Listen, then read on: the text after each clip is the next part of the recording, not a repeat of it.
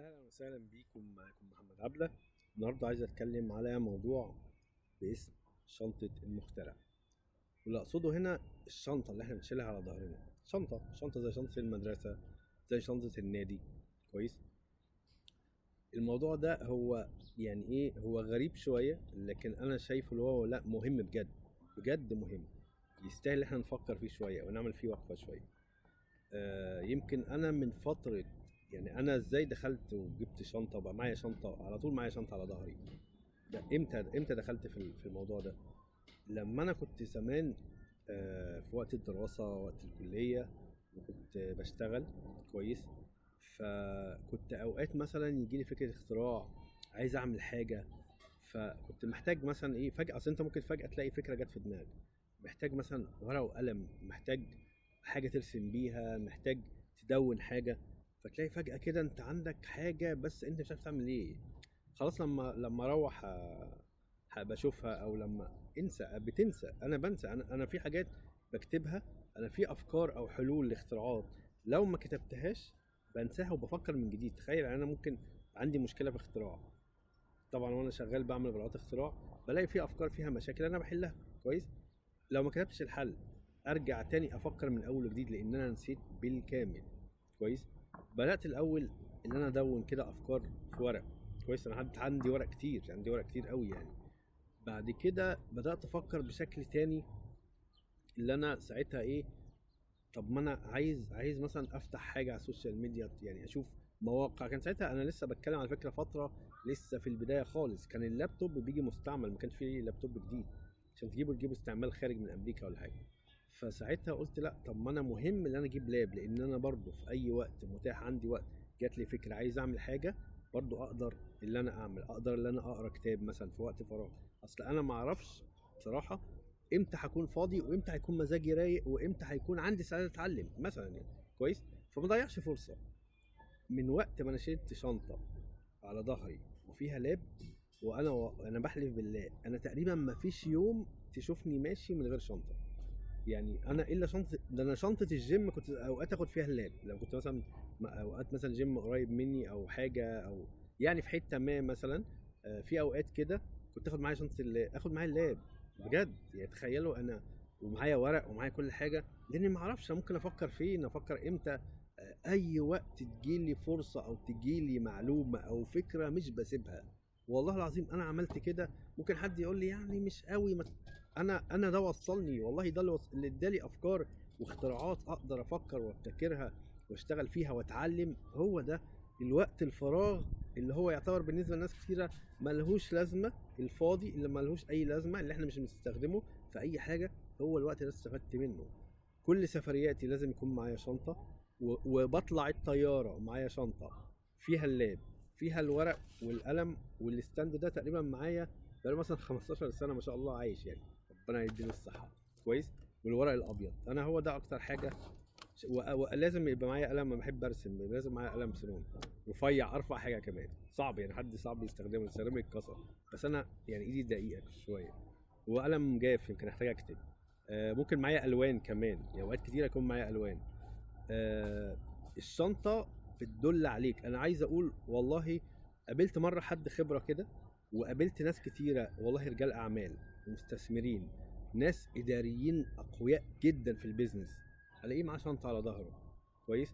فواحد مره قال لي تعرف، والله كانت حكمه والله العظيم، قال لي تعرف، عايز تعرف الناس اللي بتفهم، شوف كل واحد شايل شنطه على ظهره، هي مش شنطه جيم ولا شنطه مدرسه، هي شنطه لواحد شاب او شخص كبير، هو متخرج فهو مش محتاج اللي هو يشيل الشنطه، بس بما انه شايل شنطه اكيد فيها حاجات مهمه لتفكيره.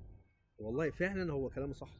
انا معظم الناس اللي بشوفهم او بقابلهم معاه شنطه تلاقيه شخص مختلف، تفكيره مختلف بجد، فعلا مش بيضيع وقت. خد بالك من النقطه دي مهمه جدا.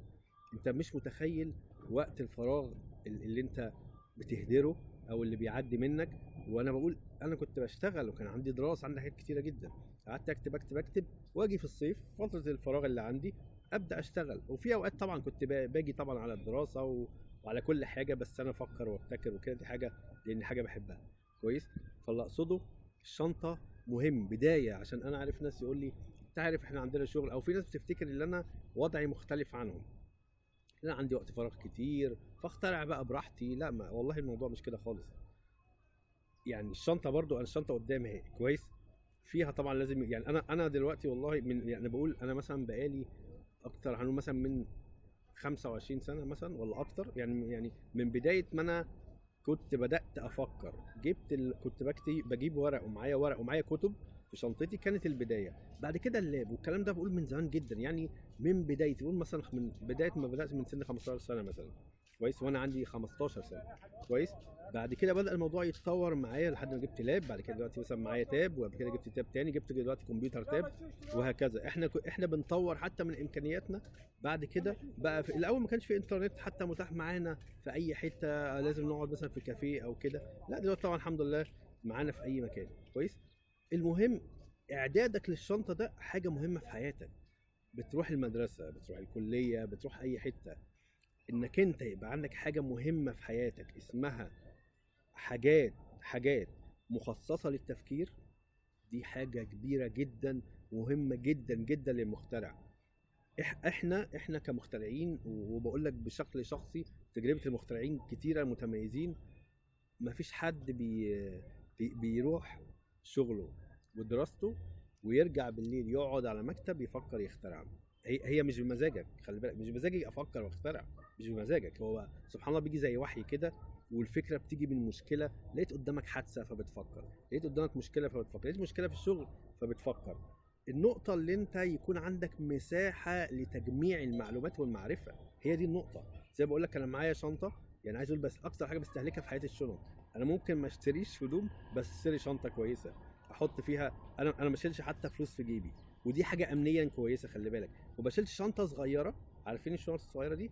بشيلت شنطه صغيره احط فيها فلوسي، برضو امنيا غلط ان انت تحط شنطه صغيره، حتى الباسبور والكلام ده والحاجات الورق المهم وانت مسافر. انا شلت شنطه صغيره، انا شنطه صغيره داخل المطار بس، وانا احط فيها الباسبور والحاجات عشان اطلع حاجات بسرعه، الفلوس وكل حاجه. ما شلتش شنطه صغيره قبل السرقه، لا، انا الشنطه الكبيره دي بحط فيها كل اللي انا عايزه، كل اللي انا عايزه. احط فيها فلوسي، احط فيها كل ورقي، كل الحاجات المهمه، عادي على ظهري، كبيره جامده، ماسكها بشكل جيد، محدش يقدر ياخدها مني كويس. طبعا يعني الحمد لله، يعني لو في حاجه بحطها قدامي مفيش مشكله تلبسها، بالعكس لو انت قلقان في مكان ما. المهم اللي اقصده، الشنطه دي حاجه مهمه في حياه المخترع بجد. وزي ما بقول لك، الاهم اللي احنا عايزين نركز عليها ونفوكس عليها، اللي انت يكون عندك مساحه لتجميع افكارك. ما انت مش هتبقى في وقت مناسب لتجميع افكارك. انا عارف اللي هتلاقي مخترعين كتيره او شباب كتيره لسه هيدخلوا المجال يقول ايوه صح انا ضيعت كتير. هتلاقي نفسك لو عملت تقييم لنفسك على مدى 5 شهور، شفت فيديوهاتي فعجبك الموضوع، فبدات تفكر انا عايز اعمل، فهتلاقي نفسك تقول بس انا لسه مش لاقي الوقت المناسب. لا، انت هتجهز نفسك للوقت المناسب. والله انا بقول اوقات كتيره يبقى معايا الورق، ومع ايام التاب اللي قصدي اللاب كان تقيل والله، مرهق جدا. ولما اروح بيه مشاوير واسافر بالقاهره، انا باخده علشان نفسي، انا مش باخده عشان حاجه.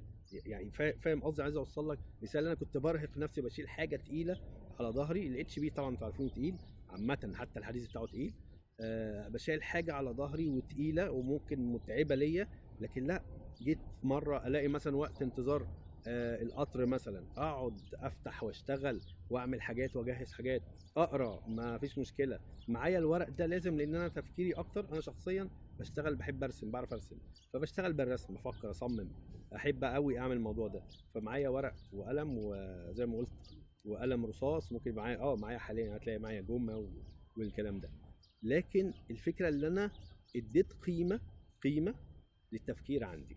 ما دي بقى النقطه، اللي انت هل اديت قيمه للتفكير، واللي انت تاخد تعمل وعاء او احتواء، او كانه ايه، خزان او بنك افكار لافكارك. ما اعتقدش ناس كتيره بتعمل كده. هتلاقي نفسك انت ماشي وتقول ان شاء الله انا في الصيف مثلا هفكر. هي مش بمزاجك انت هتفكر، التفكير زي ما بقول بيجي ببعض الامور المعينه، ومش كل الوقت انت هتقدر تفكر فيه كويس. انا في شغلي نفسه اوقات بشتغل حاجات، اوقات انا ما عنديش مساحه للابداع، ما بعرفش افكر، بسيب الحاجه واشتغل على حاجه تانية، وارجع اكمل في وقت اللي انا بلاقي فيه مساحه من التفكير ومساحه من الابداع. كل ده لو دماغك، خلي بالك برضو دي مشكله كبيره، لو دماغك فيها اكتر من فكره وعمال تفكر فيهم، انت هتكون مشوش مش عارف تطلع الافكار. لما تكتب الافكار هي نزلت من دماغك. عشان كده الحمد لله في فتره كبيره، بعد طبعا انا بكلمكم ده من خبرات كتيره من التجارب، بعد ما انا ما يبقى عندي كذا فكره اكتبها واريح دماغي. انا عايز دماغي تبقى فاضيه.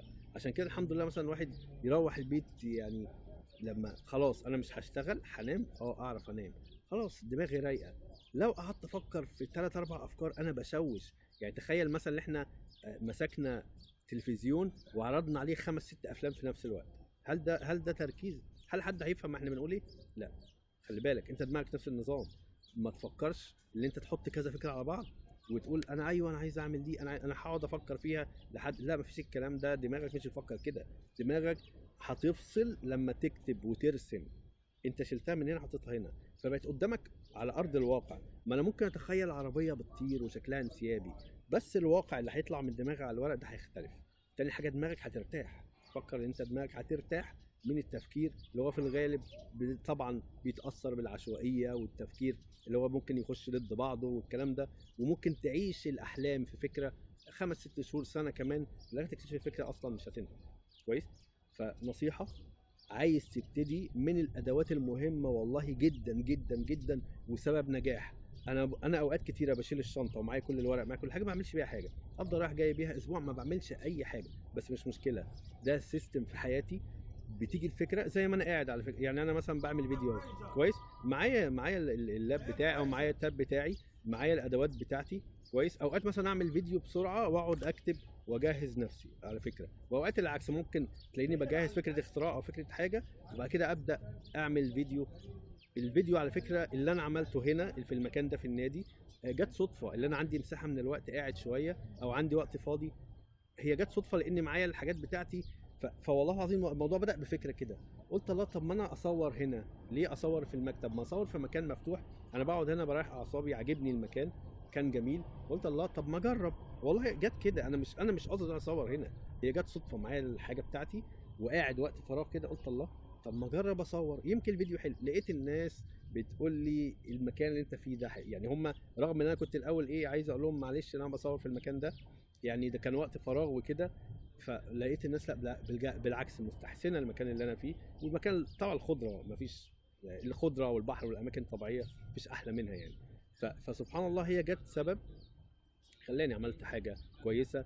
فما تستهونش باعداد شنطه ليك تكون هي فيها كل حاجه للتفكير، للمعلومه اللي هتيجي. معلومه هي بتيجي في لحظه كده، تيجي في لحظه تستفيد منها واكتبها. ان شاء الله مش هتعملها دلوقتي، ان شاء الله انت مشغول، ان شاء الله تقول لا لا لا مش فاضي خالص، انا عارف نفسي سنه كامله انا مش اكتبها. انا عندي افكار الحمد لله، كل فكره انا كاتبها ويمكن لما يجي وقت المناسب هجهزها او هعمل لها اعداد او هكذا. بس افكارك ما تهملهاش، افكارك ليها قيمه، ربنا رزقك بيها فاستفيد منها.